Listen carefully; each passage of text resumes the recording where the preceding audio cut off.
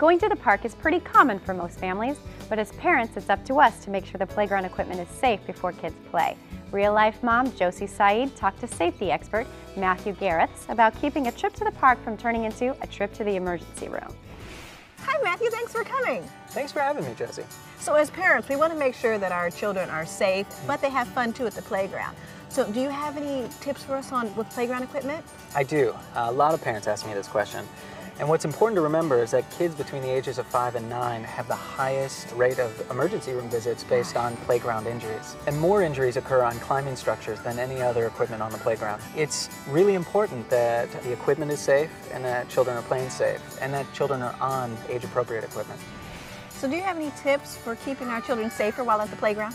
I do. First of all, it's always important to supervise. You need to know where he is and what he's doing. Next, it's important that parents make sure that the upkeep of both home and public playground equipment is up to current safety standards.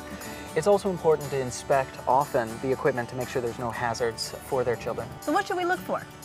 Well, let's talk about home playground equipment first. Okay.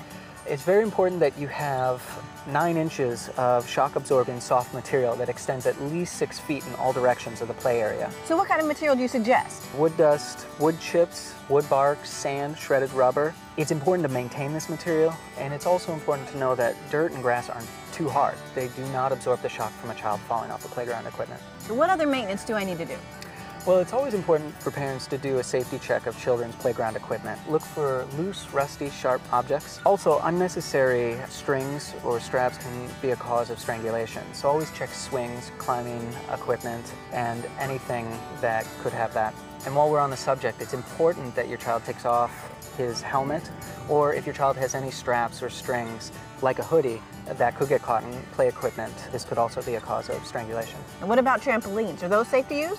No, trampolines are not recommended for home use. They can lead to permanent and life-threatening injury. Okay, what about other playground equipment at the park?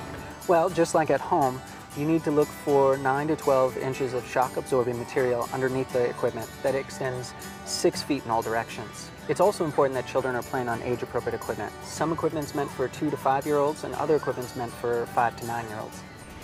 So what are the differences in equipment for younger versus older children? Well, the main difference is the distance off the ground. For example, for younger kids, the equipment should be less than 30 inches off the ground. The spacing of the stairs and handrails is also shorter, and they have a round grip for smaller hands. And for swing seats, there's also different seats for different children groups. Okay, what else should I know? Always look for rust, peeling paint, or sharp edges. And with wood structures, if there are any slivers, nails, or screws that stick out, that would be a hazard.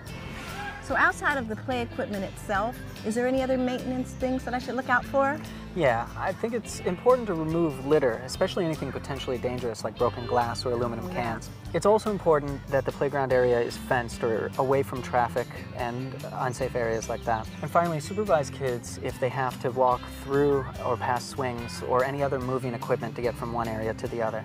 Yeah, sometimes it's hard to know what to do when it's a public place and we don't have as much control over the maintenance. Oh, it's true, but I think it's important to be aware of your environment. That way you can steer the little ones from any problems. And if you know who to report to, I would write down your concerns and report it to the proper agencies. I think either email, telephone, or call, the public safety department or the health department are great resources. Yeah, these are all great tips, and I think that if we follow them, then we can keep our park safely maintained for our kids. No, I think that's a great attitude. I think if we all pitch in, we can really have a safe environment. Yeah, thanks so much for coming. These are the 3 things that I took away from our conversation. 1, routinely inspect playground equipment. 2, play area should have 9 inches of shock-absorbing soft surface. And 3, report playground equipment safety issues to the proper agency. Take a few minutes to make sure your equipment at your neighborhood park is safe and maintained. Do your part to make sure your neighborhood is a better place for kids to play.